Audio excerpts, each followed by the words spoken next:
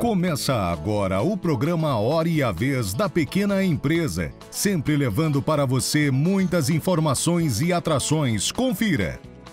O economista Otto Nogami falando de política monetária, taxa de juros e inflação. O advogado Piraci Oliveira trazendo novas informações sobre o Simples Nacional. O professor Hudson Bessa fazendo uma análise do setor econômico. E nesta semana, o presidente do SIMP, Joseph Cury, recebe André Molina, secretário de Segurança da Informação e Cibernética do Gabinete de Segurança Institucional da Presidência da República. Fique conosco.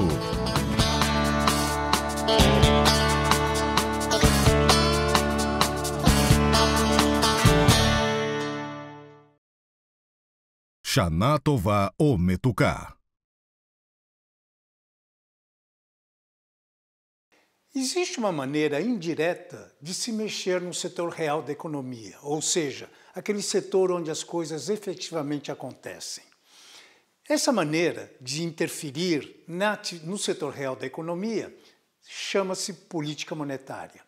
E quando a gente fala de política monetária, é justamente a ação do Banco Central para corrigir os destinos da atividade econômica. E nessa política monetária existem dois instrumentos: a taxa de juros e a quantidade de moeda física que circula na economia. Ora, por que eu estou falando disso? Por uma razão muito simples. Recentemente, o Banco Central Brasileiro, mais especificamente o Comitê de Política Monetária, decidiu manter a taxa de juros no patamar de 15%. O importante é que essa taxa de juros, fixada nesse patamar, tem como objetivo principal a queda da inflação. Ou seja, trazer a inflação exatamente para aquilo que nós chamamos de meta inflacionária. E o acumulado em 12 meses, estando em 5,13%, então, claro, isso faz com que o Banco Central mantenha um comportamento mais rígido, mantendo a taxa de juros nesse patamar. Inclusive, na própria ata do Copom, ele foi muito claro, dizendo que se houver uma persistência de aumento dos preços na economia, a tendência é que o Banco Central ainda continue com essa chamada política monetária contracionista. Por outro lado, lá nos Estados Unidos, o Comitê Federal de Mercado Aberto, também conhecido como FONC, ele reduziu a taxa de juros para 4,25%. Isso depois de manter a taxa de 4,5% durante um bom tempo. Ora, qual é a leitura que se faz? Ora, se reduziu, é certamente porque a inflação na economia americana ela está apresentando uma queda. Mas não é bem isso que a gente observa, porque contrariando uma lógica macroeconômica que, à medida que a inflação sobe, há necessidade de se manter ou elevar a taxa de juros, nos Estados Unidos nós vimos exatamente um comportamento contrário.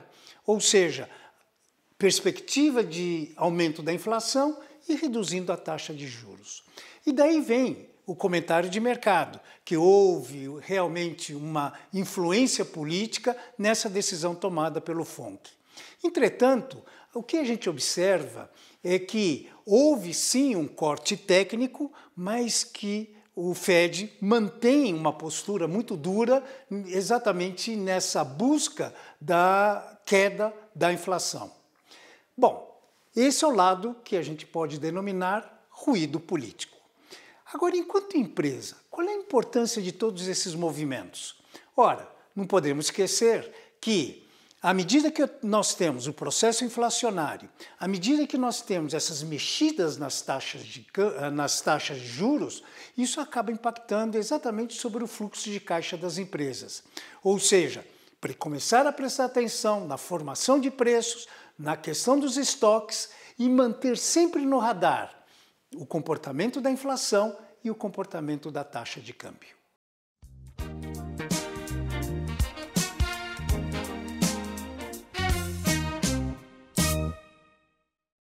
Último trimestre de 2025 e muita coisa vai acontecer ainda até 31/12/2025. Em 26, pela primeira vez, nós teremos uma mudança profunda na emissão de notas fiscais pela emissão imediata e obrigatória do destaque do IVA de 1%, sendo 0,9% de CBS e 0,1% de IBS, para todas as empresas, mesmo aquelas que no passado não emitiam nota fiscal, como incorporadoras, locadoras e produtoras de vídeo. Essas atividades que não emitiam nota fiscal passarão a ter de emitir da mesma forma que todas as empresas do lucro presumido e do lucro real deverão também fazê-los.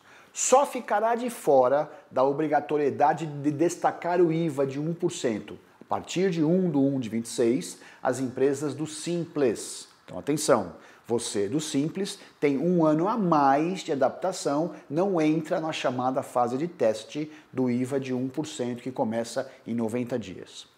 Você que é do Simples tem a opção de, em 2026, exatamente no mês de setembro, fazer a opção por aderir ao sistema do IVA, a chamada apuração por fora, ou se manter nas mesmas bases do pagamento do PIS e COFINS, que será a CBS a partir de 2027, dentro da PGDAS. Então, empresas do Simples, até por uma proteção constitucional, têm a prerrogativa de optar por aderir ao novo regime ou não.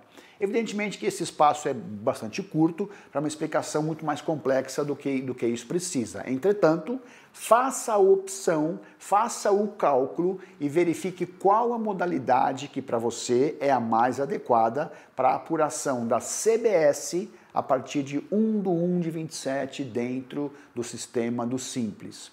27 e 28 haverá apenas a tributação da CBS. A partir de 29, haverá então a existência do IBS. Mas voltando ao assunto, para terminar, empresas do Simples devem se adequar, devem se planejar para optar qual a melhor sistemática de tributação da reforma tributária do consumo, por dentro ou por fora. Fique atento, avalie a metodologia, uma gera crédito, a outra não, uma você transfere crédito, a outra não, o que será extremamente relevante para a definição do seu prosseguimento a partir do ano que vem. Fique atento, nesse espaço traremos novidades assim que houver nova regulamentação que deve acontecer nas próximas semanas. Até a próxima.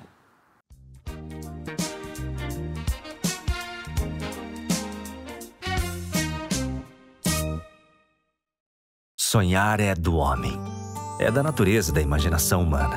Já viver esses sonhos é para alguns, aqueles que não se contentam apenas com o simples sonhar. Para essas pessoas, existe o consórcio Unifisa, para que elas possam viver uma casa nova, viver o cheirinho de carro novo, viver o vento no rosto na sua moto, viver o mar no seu próprio barco. Consórcio Unifisa. Viver é melhor que sonhar. Olá, amigos do Simp, aqui é o professor Hudson Bessa. Hoje vamos falar de novo sobre economia. Recentemente, o Banco Central americano reduziu sua taxa de juros, enquanto o Banco Central brasileiro manteve a Selic no mesmo patamar de 15%. Para o Brasil, um aumento no diferencial de juros entre Estados Unidos e Brasil. Bom para o Brasil? Sim. Por quê? Porque hoje em dia estão chegando dólares aqui no Brasil por conta desse diferencial de juros. Isso tem efeito positivo sobre o nosso câmbio e, consequentemente, sobre a inflação que vem diminuindo. Boa notícia para o Brasil. Vamos agora analisar os motivos pelos quais o Banco Central americano reduziu a taxa de juros. Lá nos Estados Unidos, nós temos do lado do emprego uma notícia ruim, ou seja, o desemprego está aumentando. Por outro lado, a inflação ela está pressionada bastante acima da meta, o que pode fazer ali na frente com que o Banco Central tenha que reverter esta posição. E aqui acrescento um problema de tensão e incerteza no ambiente econômico, que é a pressão que o presidente dos Estados Unidos, Donald Trump, vem fazendo sobre o Banco Central, sobre a independência do Banco Central. O que pode fazer ali na frente, se o Banco Central americano tiver de aumentar novamente a sua taxa de juros para tentar domar a inflação, o que pode acontecer? Uma redobrada pressão do presidente dos Estados Unidos, Donald Trump, sobre o Banco Central, ameaçando uma instituição importantíssima como o Banco Central. Então, se ali na frente acontecer um aumento de taxa de juros com um aumento da pressão dos presidentes dos Estados Unidos, o que pode vir a acontecer? Maior volatilidade, maior incerteza no ambiente econômico, o que é ruim. Então podemos imaginar que nesse cenário o dinheiro que entrou no Brasil saia com, obviamente, uma pressão sobre o câmbio, uma pressão sobre a inflação. E aí nós vamos ter um quadro onde isso vai acontecer com um ambiente de maior volatilidade no mundo, de maior risco no mundo, o que não é bom. Então vamos pensar. Para o momento, boas notícias sim, e temos que aproveitar as oportunidades que surgem com uma redução da inflação. Porém, temos que ter cuidado, manter planos de negócio com uma boa margem de segurança, porque não sabemos muito bem como vai ficar ali na frente. Como eu falei, o risco e a incerteza vão estar maiores. Então é bom fazer planejamentos com margem de segurança, com alguma gordura, certo? Então, vamos aproveitar as oportunidades e tomar cuidado com as ameaças. É isso aí, minha gente. Obrigado.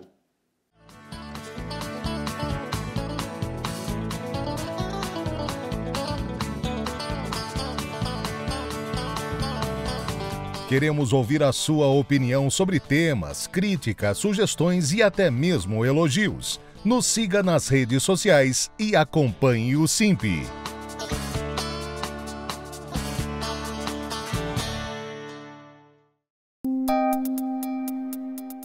Entrevista da semana. Nosso convidado de hoje é o Dr. André Luiz Bandeira Molina, secretário de Segurança da Informação e da Cibernética do GSI. É um prazer tê-lo conosco. É um prazer, presidente. Gostaria de agradecer pelo convite. O GSI fica honrado em poder trazer um pouco do nosso trabalho aqui para vocês. A honra é nossa em tê-lo conosco. Bem, quando se fala do GSI, a primeira pergunta que no senso comum cabe é o que a cibernética ou ataque cibernético tem a ver com o GSI? Tem muita coisa, né? Esse trabalho de segurança da informação e cibernética no GSI ele começou em 2000. Né? Desde os anos 2000, o GSI fica trabalhando nessa temática. Né? Em 2006 foi criado um departamento de segurança da informação e aí isso foi evoluindo. No começo de 2023, nos tornamos uma Secretaria de Segurança da Informação e Cibernética. Bem, o Brasil hoje sofre ataque cibernético, não sofre? Como é que ele está na escala mundial? Vou te devolver a pergunta. Se a gente é o segundo colocado mundial, né? O segundo país mais atacado no mundo. Segundo? Fica atrás dos Estados Unidos. Então a gente é muito atacado. Bem, para as pessoas que não sabem, não conhecem o que é o ataque cibernético, como é que ela opera normalmente? Tudo que envolve a tecnologia, né, a gente fala que é o espaço cibernético, tá? Desde sensores, computadores, celulares.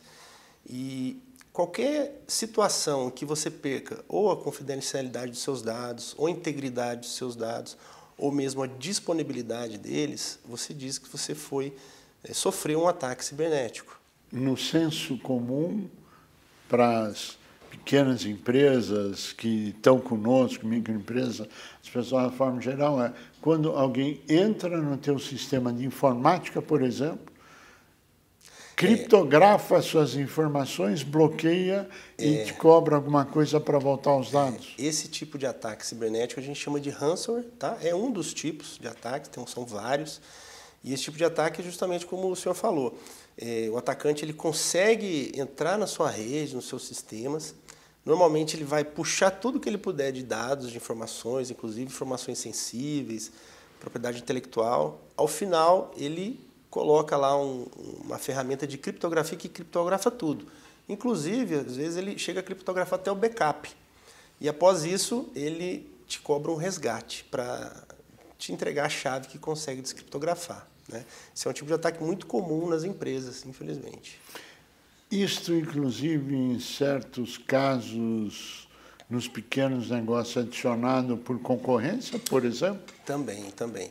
E Outros problemas que ocorrem também, como vazamentos de dados, né, ou a própria parada dos serviços dessas organizações.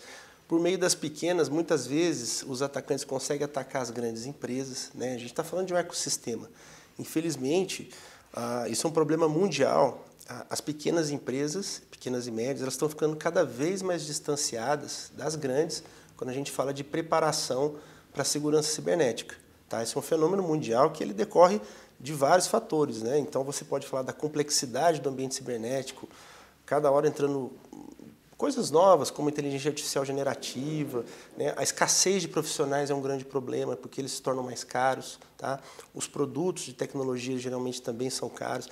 Então, esse distanciamento tem um nome, que é a desigualdade cibernética, né? Que é algo que a gente tem que atacar. E, inclusive, essa entrevista é muito boa para isso, né? Trazer um pouco de conscientização para isso. Aliás, conte sempre conosco em toda a iniciativa em prol da sociedade, conte conosco, das empresas, dos pequenos negócios. Bem, agora, quando a gente fala desse ataque, só para entender a gravidade do assunto, a média, o que acontece a nível financeiro e a nível de continuidade de empresas? Só para você ter uma ideia, as estatísticas são de que das pequenas e médias empresas que são atacadas, 60% fecha em até 6 meses. A gente 60%? 60%. Então, a gente traz um caso aqui recente do Reino Unido. Uma empresa de aproximadamente 200 anos, ela trabalhava no ramo de transportes, tinha aí por volta de 700 empregados, ela fechou as portas, ela sofreu um ataque de ransomware, criptografaram tudo, inclusive os backups, então ela não conseguia mais restaurar o que ela tinha. Ela teve que demitir todo mundo e fechou as portas. Que tragédia. Com certeza.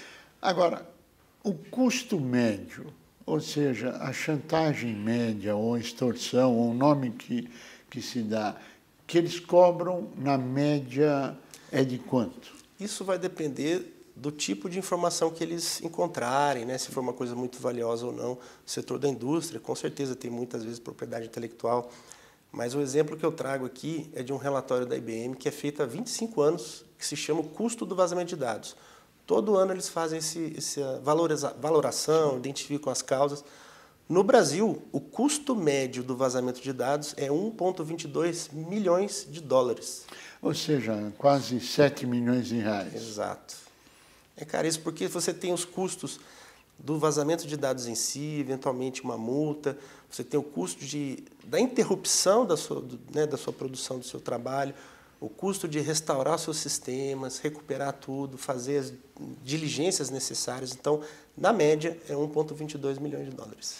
Que é um número absolutamente astronômico para a maioria das empresas. Quando a gente olha no cenário nacional, né, um instituto fez para a gente uma pesquisa ano passado que ela chega da ordem de 18% do PIB nacional, o prejuízo por conta dos ataques cibernéticos. Sem falar os trabalhos que são perdidos, né, os postos de trabalho. 18% do PIB. A média mundial gira em torno de 16%. É assustador. E o Brasil é o segundo país mais atacado no mundo. Isso decorre dessa digitalização forte que o Brasil tem, né? O brasileiro gosta de tecnologia, a gente tem um governo muito digital, né? Então hoje a gente tem 170 milhões de cidadãos utilizando a conta Gov, um cidadão para uma conta, dando acesso a mais de 5 mil serviços federais. Quando a gente fala no nível estadual, isso pode subir para 14 mil. Então, assim, é muita gente utilizando tecnologia, né? Celular, contas, etc. Então, isso amplia demais essa superfície de ataque, né?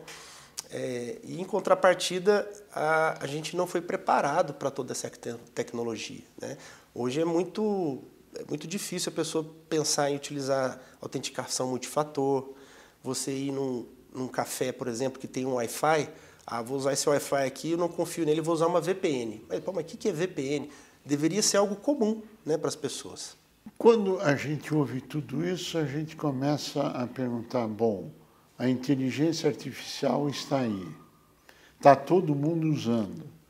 Não, todo mundo não, várias pessoas estão usando. Abriu a porta para o quê? Qual o risco que ela está correndo? E aonde que isso chega? Vamos lá, o primeiro ponto. A inteligência artificial hoje ela é mais utilizada para atacar do que para defender. Então, hoje, o atacante, ele não precisa ser uma pessoa realmente com habilidades tecnológicas, porque muitos produtos de inteligência artificial são construídos para atacar e fazem isso com uma perfeição tremenda, é muito mais veloz, né? Então, o primeiro ponto. O segundo ponto, que quando se coloca a inteligência artificial numa organização, muitas dessas organizações não estão olhando os riscos que essa inteligência artificial está trazendo.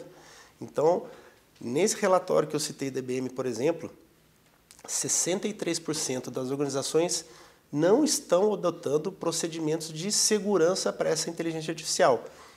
E dos vazamentos de dados que têm causa por inteligência artificial, né, então algum sistema de inteligência artificial teve um problema que vazou dados, 97% desses casos elas não estão adotando sequer controle de acesso à inteligência artificial. Então, é alarmante porque estão correndo atrás dos benefícios que a inteligência artificial traz sem olhar esses riscos que ela está colocando no seu ambiente. Pelo que nós estamos ouvindo aqui, assistindo, participando, é um movimento crescente. Sem dúvida. Os ataques estão crescendo no Brasil e no mundo. Sim, eles não param de crescer, né? O crime organizado ele já adotou o crime cibernético como ferramenta de trabalho. A gente vê isso, por exemplo, no relatório que tem do Anuário da Segurança Pública. Todo ano eles produzem esse relatório e a gente vê a tendência ascendente dos crimes digitais e uma tendência decrescente dos crimes patrimoniais. Em 2020, no ano da pandemia, os crimes digitais subiram, ultrapassaram os crimes patrimoniais. Então, e essa curva não para de subir. Para os atacantes é muito mais seguro, né, e lucrativo entrar nesse ambiente cibernético, porque eles não estão expostos ali, né, como é num crime que é praticado na rua, né? E para identificá-los é cada vez mais difícil? É difícil, depende de muita cooperação e também uma capacidade nacional mais forte de ir atrás desses criminosos, né, das próprias organizações possuírem os dados necessários para que isso aconteça, porque muitas organizações sequer contêm os registros dos equipamentos, né, que a gente chama de logs, para que os policiais, né, o pessoal da investigação consiga levantar ali os elementos para ir atrás dos criminosos. Quais seriam as, vamos chamar assim, dicas ou orientações importantes para quem está participando conosco, que tomem conhecimento do que elas devem fazer? Muito bom. Existe uma quantidade enorme de bons materiais disponíveis de graça na internet. E a minha recomendação é fazer o básico bem feito. E o básico bem feito a gente chama de higiene cibernética. Existem várias cartilhas, várias instituições que colocam esses materiais disponíveis. Então, são aquele conjunto de atividades mínimos, né, treinamento de pessoas, boas senhas, autenticação multifator, atualização dos equipamentos. É um conjunto de ações que vai já dar uma grande proteção. Então, você aumenta o custo para o criminoso querer te atacar. Porque para ele é muito mais fácil atacar alguém que está com o equipamento desatualizado, os funcionários que têm a senha 1, 2, 3, 4, 5, 6, é muito mais barato para ele ir atrás desses, né? Então, sim, se você faz essa higiene cibernética, você consegue ficar muito mais protegido. E a gente não está nem falando de gastar dinheiro, a gente está falando de ações mínimas ali, muito básicas. Ou seja, para os pequenos negócios, nós não estamos falando em investimento financeiro grande, nós estamos falando em iniciativas que o próprio conhecimento podem trazer e evitar esses ataques, usando mecanismos hoje disponíveis gratuitos, é isso? Isso. Em geral, vamos dizer assim que, por Pareto, sim. Mas vai ter casos, né, claro, de empresas realmente que trabalham no mundo digital de maneira mais forte, né? Para essas, realmente, é necessário buscar entender se o seu ambiente, o seu sistema está adequado para o que ela faz, né? E, inclusive, eu acho que é importante a gente trazer esse entendimento da desigualdade cibernética, né? Porque justamente esse setor que não está conseguindo melhorar esse ambiente. Então, a gente tem que ajudá-los. Claro. Né? A gente tem várias iniciativas nesse sentido. Esse é o risco de quem não tem isso. Ou seja, exato, ele pode ter a infelicidade de sofrer um ataque e ele pode ter a infelicidade de perder o seu negócio em função de um ataque, porque medidas básicas não foram feitas. Perfeitamente, né? E esse é um entendimento que é o olho do dono, né? O dono tem que entender isso, que a proteção cibernética, a segurança cibernética, ela não é meramente um aspecto técnico. Ela é um elemento que protege a economia, protege a sociedade, protege os serviços essenciais, né? Então, isso tem que estar embutido na cultura, né, da sociedade. O mecanismo que a gente entende necessário realmente é uma conscientização coletiva, o entendimento, a compreensão dos gestores do negócio. Infelizmente, chegamos ao final do nosso tempo. Queremos agradecer muito, parabenizá-lo pela transmissão do conhecimento, desejar pleno êxito nesse trabalho que o GSI vem fazendo de conscientização contra ataques cibernéticos, dizer que o CIP está à sua inteira disposição para, através dos nossos cursos, enfim, divulgação, todos os nossos mecanismos no Brasil inteiro, para combater esses crimes cibernéticos em causas próximas. Nosso muito agradecimento pela sua participação. A você que esteve conosco, nosso mais profundo agradecimento, com a certeza que estaremos juntos na semana que vem. Até lá!